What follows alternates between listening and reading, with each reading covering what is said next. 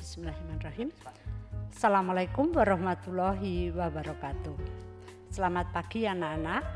Semoga anak-anak sehat semua dan jangan lupa sholat 5 waktu wajib dan harus dikerjakan. Dan selalu berdoa memohon kepada Allah Subhanahu wa ta'ala agar kita selalu dilindungi dan diberkahi. Oke, baiklah anak-anak, kita lanjutkan mempelajari bab 2, yaitu tentang klasifikasi makhluk hidup. Anak-anak, kalau kalian melihat buku yang berserakan seperti itu, kalian disuruh mencari buku, tentu sulit bukan? Nah, sekarang kita bandingkan dengan buku yang tertata di perpustakaan. Kita dengan mudah akan mencari buku yang kita perlukan. Nah, makhluk hidup di bumi ini jumlahnya sangat banyak dan beraneka ragam, sehingga membutuhkan klasifikasi. Seperti yang di perpustakaan itu kan buku-bukunya diklasifikasikan sehingga dengan mudah kita mencarinya. Begitu pula makhluk hidup yang ada di bumi ini, untuk memudahkan kita mempelajari maka memerlukan klasifikasi. Apa itu klasifikasi? Klasifikasi itu adalah pengelompokan. Mari kita pelajari klasifikasi pada makhluk hidup.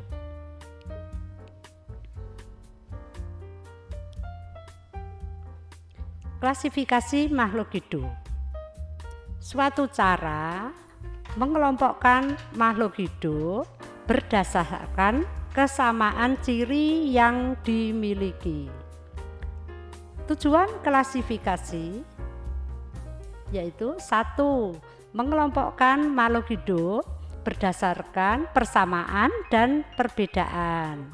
Yang kedua, mendeskripsikan ciri makhluk hidup. Yang ketiga, mengetahui hubungan kekerabatan. Yang keempat, memberi nama makhluk hidup. Nah, sekarang dasar-dasar klasifikasi.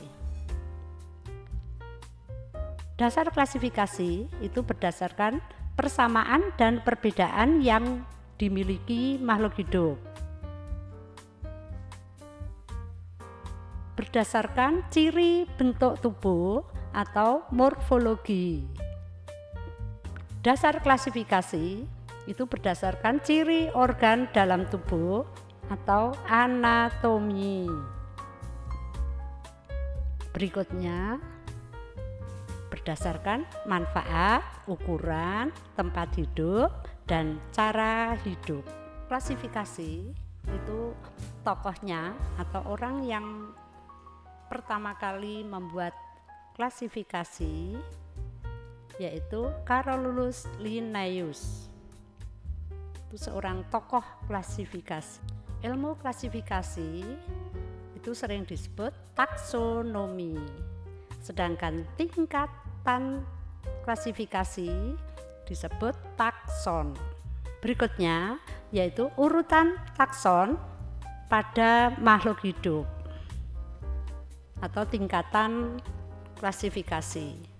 Untuk takson hewan dimulai dari kingdom atau kerajaan, filum, kelas, ordo atau bangsa, famili atau suku, genus atau marga, spesies atau jenis.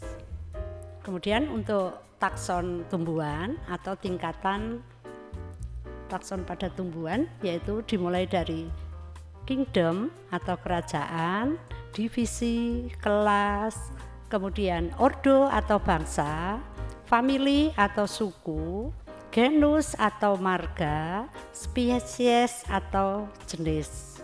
Kalau kita perhatikan antara takson hewan dan takson tumbuhan atau tingkatan urutan klasifikasi pada hewan dan tumbuhan itu hampir sama, yang membedakan pada tingkat kedua. Kalau pada hewan itu filum, kalau pada tumbuhan divisi. Bedakan filum, dan divisi. Kalau yang lainnya sama. Semakin ke atas jumlahnya semakin banyak, semakin ke bawah persamaan cirinya yang semakin ke bawah, semakin banyak. Sekarang kita mulai dari klasifikasi 5 kingdom.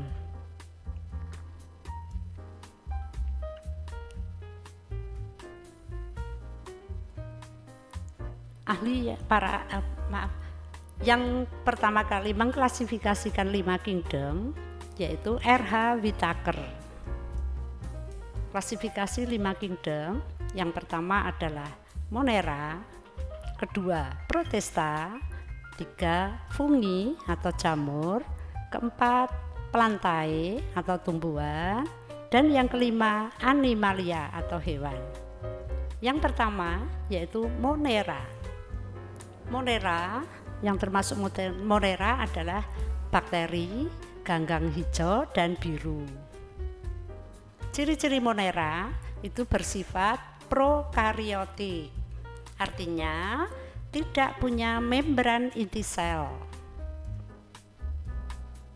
Kemudian bersifat uniseluler atau bersel satu. Yang kedua, Protista, bersifat eukariotik, artinya sudah memiliki membran inti sel. Kemudian ada yang uniseluler, ada yang multiseluler, atau ada yang bersel satu, ada yang bersel banyak. Contohnya yaitu protozoa.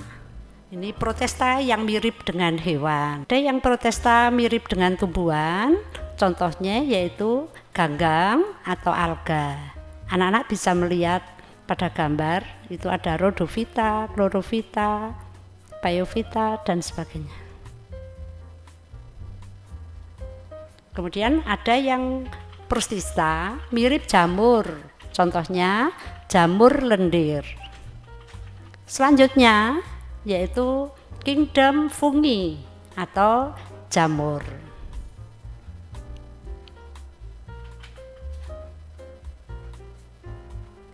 Untuk fungi itu bersifat eukariotik. Jadi kemudian uniseluler dan ada yang multiseluler. Jadi ada yang bersel satu, ada yang bersel banyak. Itu kalian perhatikan di gambar contoh-contoh jamurnya. Kemudian tubuhnya terdiri dari hifa. Apa itu hifa? Hifa itu berupa benang. Kemudian jamur itu bersifat heterotrof, artinya tidak bisa membuat makanan sendiri. Berikutnya yaitu plantae atau tumbuh-tumbuhan. Ada yang eukariotik, autotrof, multiseluler. Tumbuhan yang pertama contohnya lumut atau bryophyta, termasuk kingdom. Untuk lumut itu ciri-cirinya talophyta, artinya akar, batang, dan daun tidak sejat. Akarnya semu sehingga disebut rhizoid.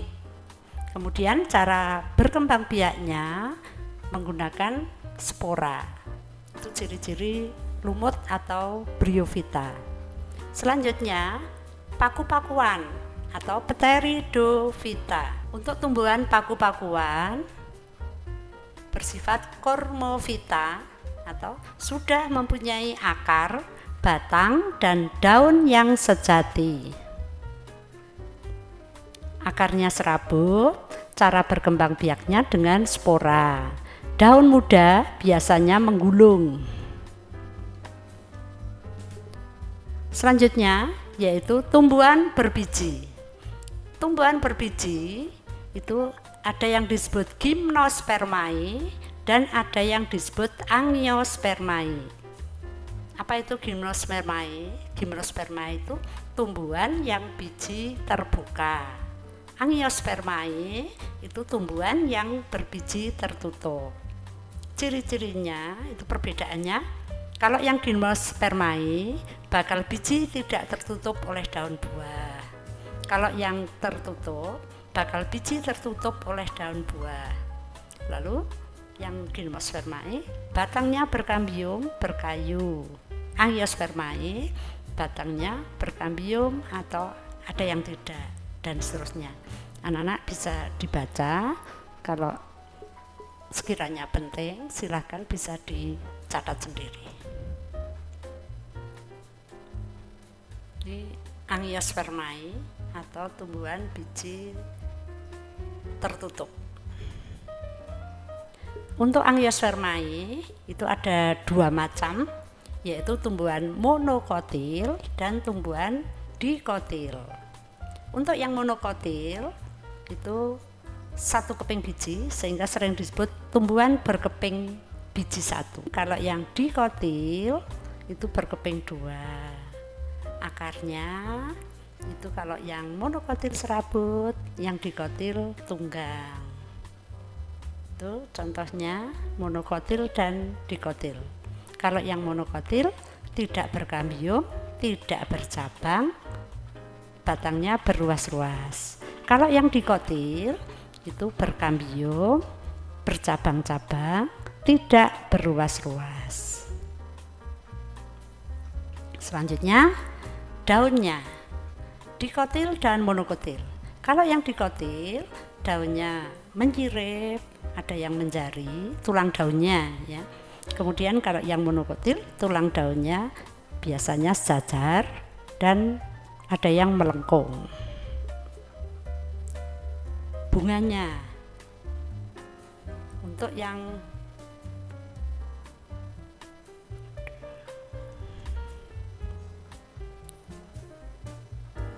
sekarang kita lanjutkan yang berikutnya, yaitu Animalia atau hewan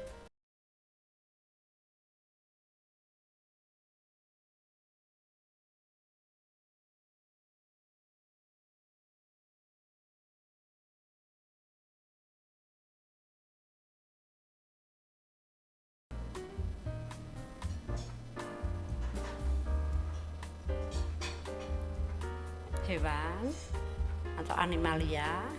Itu dibagi menjadi dua kelompok, yaitu ada yang tidak bertulang belakang atau disebut invertebrata, dan kalau yang bertulang belakang disebut vertebrata.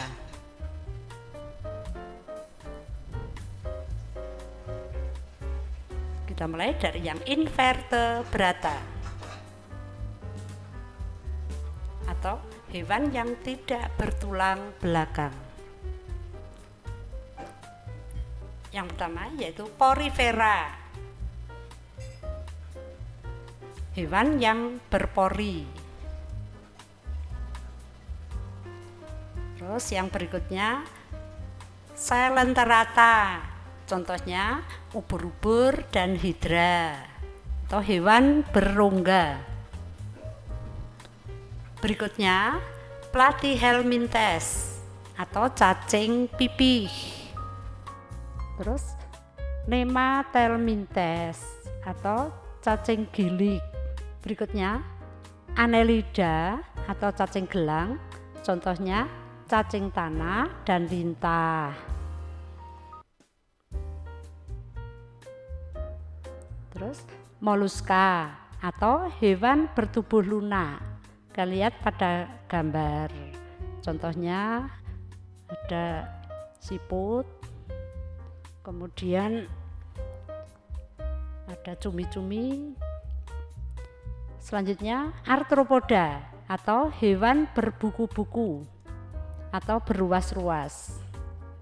Itu contohnya belalang, kemudian ada kumbang, kepiting, laba-laba, kelabang, kaki seribu. Jadi tubuhnya berruas-ruas atau sering disebut hewan berbuku-buku.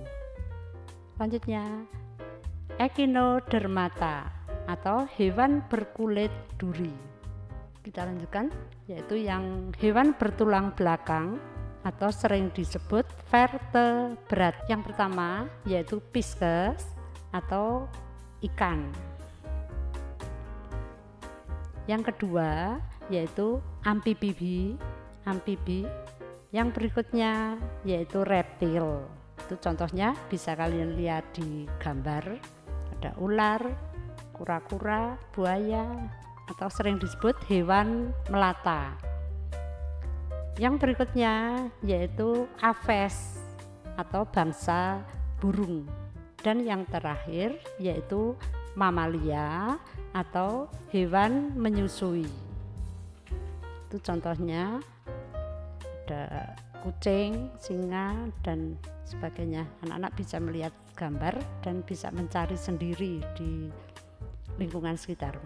Anak-anak, itulah klasifikasi pada makhluk hidup. Untuk pertemuan hari ini saya kira cukup itu dulu. Besok kita lanjutkan minggu depan. Terima kasih atas perhatian anak-anak. Cukup sekian. Saya akhiri. Wassalamualaikum warahmatullahi wabarakatuh.